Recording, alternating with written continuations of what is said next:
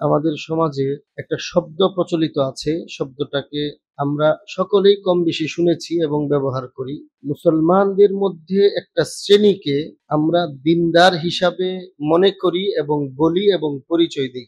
কয়েকটা শব্দে আমাদের দেশে ব্যবহৃত হয়, মূল মর্ম একই। একটা শব্দ হলো দিনদার বা দিনদারি, আরেকটা শব্দ হলো পরহেজগার বা পরহেজগারি। আর এখন আধুনিক এই কথাটাকেই আধুনিক একটা শব্দ ব্যবহার হয়, সেটা হলো প্র্যাকটিসিং মুসলিম। আবার কেউ কেউ বলে দিনী ভাই। এই সবগুলা শব্দের একই মর্ম, যেটা আমরা বুঝাইতে চাই যে উনি ভালো মানুষ। যাকে আমরা দিনদার মনে করি বা বলি, প্রচার করি, বলি, এই শব্দটা সমাজের ভালো মানুষদেরকে ইঙ্গিত করে বা ব্যবহার। দিনদার, পরহেজগার অথবা দিনী ভাই অথবা প্র্যাকটিসিং মুসলিম, এই যে একটা পরিচয়, এই কয়েকটা শব্দের মূলত একটা পরিচয়। অর্থাৎ আমরা কেমন জানি এটা বুঝাইতে চাই এই শব্দ দিয়া যে এরা হলো আসল মুসলমানদের মধ্যে ভালো মানুষ। এটার আরেকটা শব্দ আল্লাহওয়ালা। তবে আমাদের সমাজে যে এই শব্দটা বা এই পরিচয়টা প্রচলিত, এর দুইটা দিক। একটা দিক হলো আমাদের সমাজে প্রচলিত দিক, আরেকটা হলো কুরআন এবং সুন্নাহর দ্বারা পরিচিত দিক। অর্থাৎ ইসলাম তার অনুসারীদেরকে আল্লাহওয়ালা বানাইতে চায়, পরহেজগার বানাইতে চায়, ভালো মানুষ বানাইতে চায়, দিনদার বানাইতে চায়। এটা ইসলামের চাহিদা। সবাই তো আর হয় না, যারা হয় তাদেরকে আমরা বলি পরহেজগার, লোকটা খুব ভালো পরহেজগার, লোকটা খুব মাশাআল্লাহ ভালো দিনদার। এই যে এই পরিচয়টা আমরা কারো সাথে সম্পৃক্ত করি, এর একটা দিক হলো প্রচলিত দিক। অর্থাৎ আমাদের সমাজে প্রচলন আছে এই এই কাজগুলো করলে তাকে দিনদার বলা হয়। এরকম কিছু কাজ করে তো লোকটা পরহেজগার, ভালো মানুষ, মাশাআল্লাহ। ঠিক এটার আরেকটা দিক আছে, যে দিকটা শরীয়ত বলে, ইসলাম বলে, কোরআন বলে, রাসূলের সুন্নাহ এবং আদর্শ বলে। অর্থাৎ আমাদের প্রচলিত ভাষায় কিছু মানুষকে দিনদার বলা হয়, আর শরীয়তের ভাষায় কিছু মানুষকে দিনদার বলা হয়। এটা দুইটা অনেক বড় একটা পার্থক্য এই দুইয়ের মাঝে। এখন আমরা এখানে সবাই মুসলমান, নামাজ পড়তে আসছি, আমরা এটা খুব ভালো করেই জানি। যদি এই দুইটা ভাগে বিভক্ত করা হয় যে দিনদার, একটা হলো প্রচলিত দিনদার, আর একটা হলো শরীয়ত নির্দেশিত দিনদার বা কোরআন যাকে দিনদার বলে, তাহলে আমরা অবশ্যই এটা সকলেই ফয়সালা এটাই করব যে প্রচলিত দিনদার আসল দিনদার নয়, শরীয়ত যাকে দিনদার বলে এটা হলো আসল দিনদার। আমাদের প্রচলিত দিনদার যারা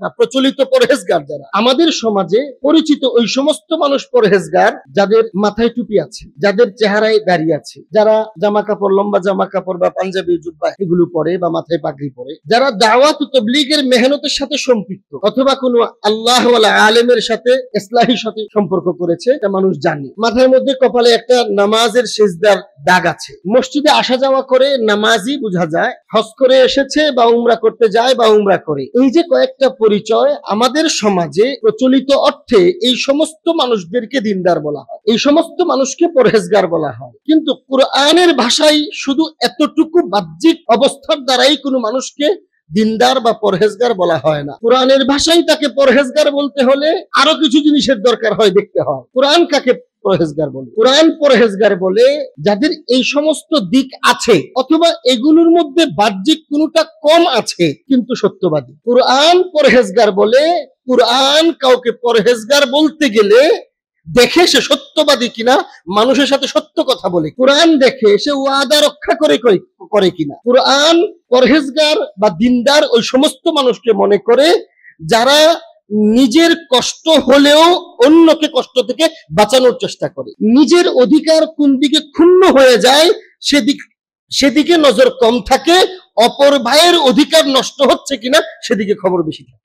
কোরআন যাদেরকে পরহেজগার মনে করে, কোরআন যাদেরকে দিনদার মনে করে, ওদের পরিচয় হলো কোরআন দেখে সে তো বাহ্যিকভাবে নামাজ তো পড়তেছে, কিন্তু তার স্বামী হলে স্ত্রীর সাথে সম্পর্ক কেমন, তার সে নারী হলে তার স্বামীর সাথে সম্পর্ক কেমন, সে সন্তান হলে তার বাবা মায়ের সাথে সম্পর্ক কেমন, বাবা মা হলে সন্তানের সাথে সম্পর্ক কেমন। কোরআন ওই সমস্ত মানুষকে দিনদার মনে করে যাদের দ্বারা তার প্রতিবেশী নিরাপদ থাকে এবং আনন্দিত থাকে, খুশি থাকে, প্রতিবেশী তার প্রতি সন্তুষ্ট থাকে।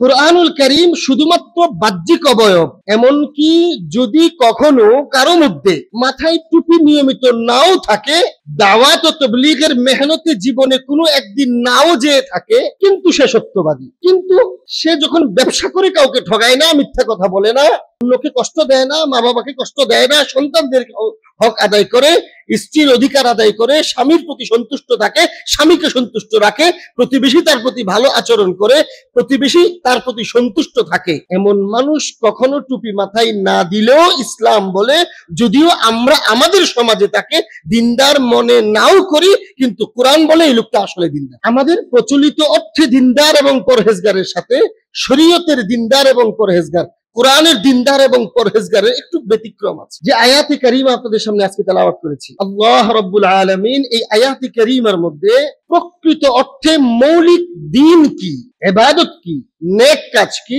ভালো কাজ কি, এর একটা সিলেবাস দিয়েছেন।